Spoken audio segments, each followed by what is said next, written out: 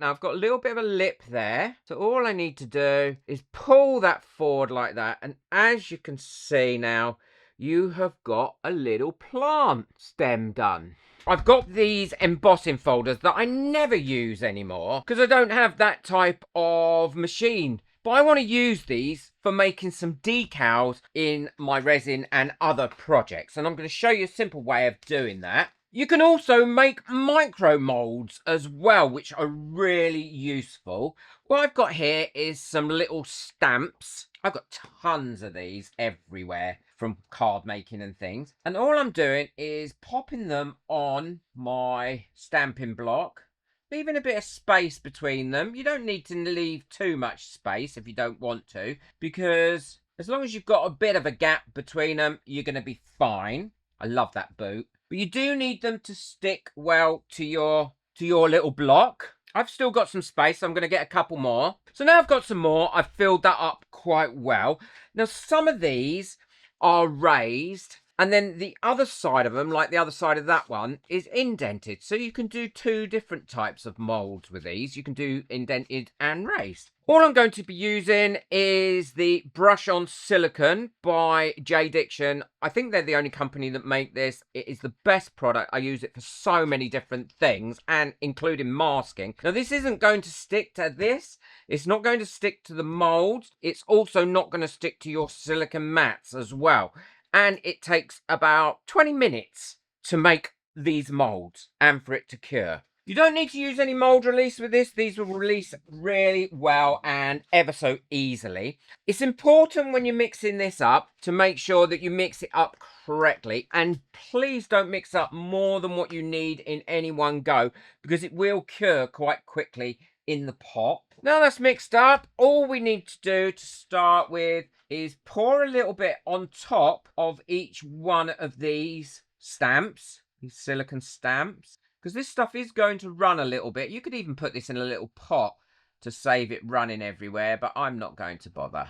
Now, we don't need to use the brush on for this. What I'm going to be using this time is a wooden stick.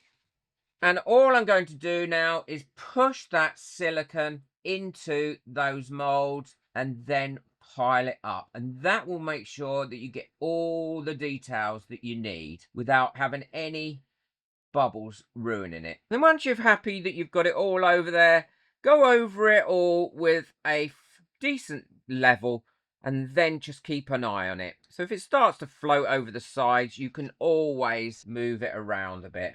I love micro molds, so useful. And then all I do is what I've got left, I'm going to pour over one of these plates, and again pushing that over it and then skimming that over there like that as well. So these have been curing for about 10 minutes and they're lovely and firm. I'm going to put a second coat on just to give it that little bit more rigidity and strength. Your UV resin will still get through this, no problem at all. Oh, that's lovely and coated. I'm going to do a thin second coat on all of my bits here as well. Big thank you to all my members whose names are coming up now. The next installment of the free how to run a successful craft business and set up a successful craft business should be online very, very soon, members. Well, these are cured enough now for me to take these off, and all we need to do is peel a little bit off to start with, and then they will all peel away. Look at that. And that was one of the raised ones. Now, I don't like these tatty edges, so all I do is go around them with a pair of scissors and straighten them up a little bit. So they're all done now and ready. I've put them there. Now, all I've got to do is this one. Like I said, it doesn't stick to the silicone mat, which is great. I'm going to take those off. Take the little stamps out, if any of them remained in there. If I'd let that flow all the way down the side, I could have cast that all in one go. But I don't want that to happen. I want to be able to cast these separately. So I'm just going to trim that up. And there we have perfect molds of each one of those stamps. And I'm going to show you just how detailed they are. Any silicone you've got on your mat, you can just rub off. Now, this doesn't happen with normal silicone. It only really works with the brush on silicone. If you use the ordinary silicone and get it on your mat, then it's going to be there forever. Now, I don't want all these to be kept on here like this. So what I'm going to do is just go round and cut out the ones that I'm going to use and keep these all separate as well. That way I can just pick them up and use them whenever I want them, and I don't have the whole thing. So I've got my little mould set up, and you might be wondering, why has he set them up on that? Well, I want to be able to lift this up and move them all in one go and put them in my G3 curing machine, which I use all the time once I've poured them. But these ones I'm going to do in UV resin, and these ones I'm going to do in epoxy resin. But I can still use the curing machine for that, for the whole thing, so it's not a problem. These molds work really well when you've made them like this with things like chameleon powders, mica powders, and all that sort of thing. And all you need to do is brush them on there, and they'll stick on there like that. I'm going to try and do a bit of an ombre effect with this one, with this green chameleon flakes, burnishing them down, and then I'm going to go into red or fuchsia. I think that will look really pretty. I will link everything that I've used in the description below if you want to get hold of any of it. It just makes it easier. And if I've got any discount codes, I'll also link those down in the description below as well. I'm going to put my UV resin on here, and I only want a really thin layer because then if I want to cut it, I can cut it once it's come off the mold. I'm going to put some on here. I'm using the low viscosity UV resin at the moment because this will spread out a lot easier once I've got my shape and if I need to cut it down. But I really just want to show you how well it takes out the pattern. Pop over that with a long neck lighter, pop my curing box on there and turn it on, change it over to UV light, and I'm going to put it on for 3 minutes. There we go, and leave that to cure. If I wanted, I could have already had my epoxy resin in there ready, but I'm going to cure these up and then I will change it over to heat and let it cure up my epoxy resin. So that's now had 3 minutes and they should be nice and cured. Let's take those out. Pull there off there. Look at that. How beautiful that pattern is. And because we've done that nice and thin, we'll be able to cut that and trim that into the shapes that we want. So there we go. We could then put that inside a mold. So let's have a look at this one. And that one has come out equally as good. These are great little inserts. But also you can put these over the top of your resin when it's curing, and then that will take on the pattern.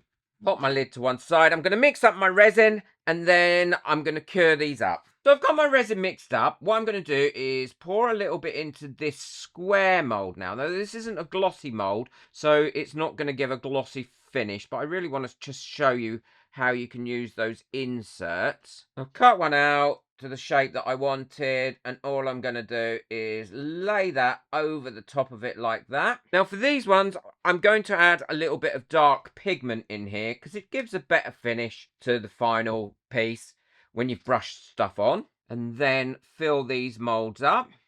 And now I've got those all on there. All I need to do is pop my lid on, turn it on, change it over from UV light. So I'm going to put it on for 2 hours. It probably isn't going to need that much time. Check my temperature. It's running at 20 degrees. I don't want it at 20 degrees. I want it as high as it can go. These are only thin molds after all. There's not a great deal of resin in there, so they're not going to flash cure. So I'm going to put that right up to the top temperature, which is 65 degrees centigrade, and leave that for 2 hours. They'll probably be cured in an hour, but I will check them after an hour. Well, that time is finished now, and these have all cooled down because they've had the little cooling fan on it. So I'm going to take all these off. Working on your tray like that really does make a difference as well. It makes it so much easier to move around. And these are all my little micro bits that are finished, but I want to show you this first. So look at that. So far, that's cured really well. Now, I've got a little bit of a lip there. So all I need to do is pull that forward like that. And as you can see now, you have got a little plant stem done. And now that's really easy to finish off if you want to. All I'm going to do is put some colours in it, like this. This technique I demonstrated in a video a while ago on how to put colours into your items. I'll let that dry and I'll show you how I'm quickly going to finish that. So I've got that all on there, filled in the little lines on that, and all I'm going to do now is pop on some chameleon powder over the top, lightly brush that on, and then using the high viscosity UV resin, I'm going to seal that in and give it a little bit of a dome. Burn off any bubbles that have come up to the top. Cure that for 3 minutes. While that's curing, I'll quickly show you what these have come out like. A little bit of overpour on that one. Someone sent me a message the other day saying, how can I stop overpouring? I said, I don't know, wish I knew. Because I can't either. So look how good that's come out. A little feather, two-tone feather. I love these little micro molds. The Wellington boot. A little jewel. Another little jewel. A leaf. Now, these haven't come out shiny, but that's not a problem. I can either polish them up or I can put a thin layer of UV resin over them. Another leaf. That one's come out really, really pretty. And you could turn that upside down. You could coat that in a thicker coat of UV resin and then have that as a standalone pendant. I like to put them in different things. Little froggy, little robin, and lastly, a little flower. And they've all come out really well. Such a simple thing to do, such a simple trick. And like I said, cured in less than 2 hours as well, all these. So there we go, that's now finished. I can take that out of there, and as you can see, as I said, this isn't a shiny finish mold, but if I wanted to make it shiny, I could either put a layer of UV resin over it, or I could put a darker colour under it, or give it a polish on my wheel. But you can see the pattern has come out so pretty. On that side anyway. And I also shined up some of these. Now I use mostly these for inserts, so I don't need them to be shiny at all, but I just popped a little bit of UV resin on there. Look how pretty that leaf has come out, and look how pretty that leaf has come out, all with just a bit of UV resin and the feather as well. To see how to use this brush on silicone as a masking fluid on your molds, then check out the video I've got coming up next. You really won't want to miss that because it gives you the neatest finish you could possibly get for painting on molds. Boot that like button, hit that subscribe button, but most of all, enjoy your resin. Take care. Bye.